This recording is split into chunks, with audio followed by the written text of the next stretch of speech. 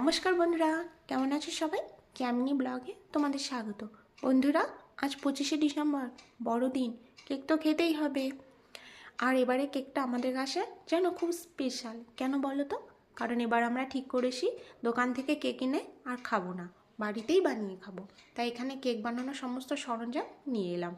এখানে আছে সুজি, baking powder, baking soda, cocoa powder, Eno, vanilla, সব কিছুই। এখানে আমি 3 প্যাকেটের মতো সুজি নিয়েছি। এগুলো ফার্স্টে একটু করে সব গুঁড়িয়ে নেব। আর আমাদের বাড়িতে জানো তো বন্ধুরা, অনেকজন মেম্বার, তাই একটা কেক বানালে তো হবে না, দুটো কেক বানাবো। এখানে আমি সুজিটা নিয়ে মিক্সিতে দিয়ে দিলাম, তারপর গুঁড়িয়ে নিচ্ছি। সুজি গুঁড়োর পর চিনিটাও গুঁড়ো করে নেব। আর কেকে কে কেমন পরিমাণে মিষ্টি খেতে ভালোবাসে সেই পরিমাণে চিনিটা দেব। আর এখন ঠিক দুপুর 1:30টার মতো বাজে। এই কাজগুলো করে রাখলে কেক বানাতে অনেকটা তাড়াতাড়ি হয়ে যাবে। আর এই যে চিনিটা দিয়ে আমি গুঁড়ো করে নিলাম, এখন ব্যাটারটা বানিয়ে নিই। প্রথমে একটা বড় জায়গায় চিনি আর সুজি দিয়ে রেখেছি, আর এপাশে টক দইটাও আমি ফাটিয়ে রাখলাম। এবার চিনি আর সুজি আমি মিশিয়ে নিচ্ছি ভালো করে। চিনি সুজি মিলেমিশে যখন একাকার হয়ে গেল, তখন এর মধ্যে আমি 1.5 কাপের মতো সাদা তেল দেবো। এই যে 1 কাপ তেল প্রথমে অল্প অল্প করে সুজির সাথে মেশাতে থাকবো।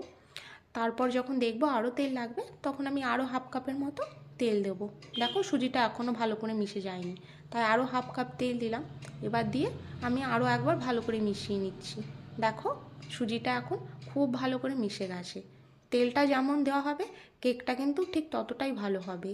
এই যে আর তেল লাগবে না। এখন আমি এর মধ্যে ফাটানো টক দইটা আগে থেকে রেখেছিলাম, সেটা দিয়ে দিলাম। এবার বেশ কিছুক্ষণ ধরে সুজিটা ভালো করে গুলে নিচ্ছি। এটা অনেকক্ষণ ধরে গুলে নিতে হবে। যত ভালো এটা গোলা হবে, কেকটাও ঠিক ততটাই ভালো হবে। চারিপাশ থেকে নিয়ে গুলে দিলাম, যেন ব্যাটারটা একটু গোটা না থেকে যায়। আর ব্যাটারটা রেডি করে কিছুক্ষণের মতো আমি প্রথমে ঢাকা দিয়ে রেখেছিলাম।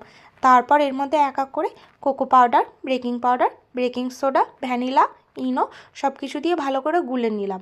তারপর এর মধ্যে আবার কাঠবাদাম, মোরব্বা, কাজু, কিশমিশ সব কিছু দিয়ে আবারও ভালো করে মিশিয়ে নিই। আর এই যে ব্যাটারটা এখন দুটো পাত্রে আলাদা আলাদা করে ঢেলে দিই। আর এই যে পাত্র দুটো দেখছো তোমরা বন্ধুরা, এই পাত্রটাই প্রথমে আমি তেল লাগিয়ে ময়দা লাগিয়ে নিয়েছি। তাহলে কি হবে বলো তো? কেকটা হয়ে গেলে খুব সহজেই কেকটা বেরিয়ে যাবে। এখন শুধু কেকগুলো সুন্দরভাবে সাজিয়ে নিচ্ছি। এই যে ওপরে প্রথমে মোরব্বা দিয়ে কাজু কিশমিশ দিলাম, আর সবার ওপরে বাদামগুলো ছড়িয়ে দিই। এই যে কেক দুটো খুব সুন্দরভাবে সাজিয়ে নিয়েছি। আর এদিকে একটা কড়াইয়ে অনেকটা পরিমাণে লবণ দিয়ে একটা রিং চাপিয়ে রেখেছি। আর কেকগুলো এখন খুব সাবধানে নিয়ে এসে রিংয়ের ওপর বসিয়ে দিলাম।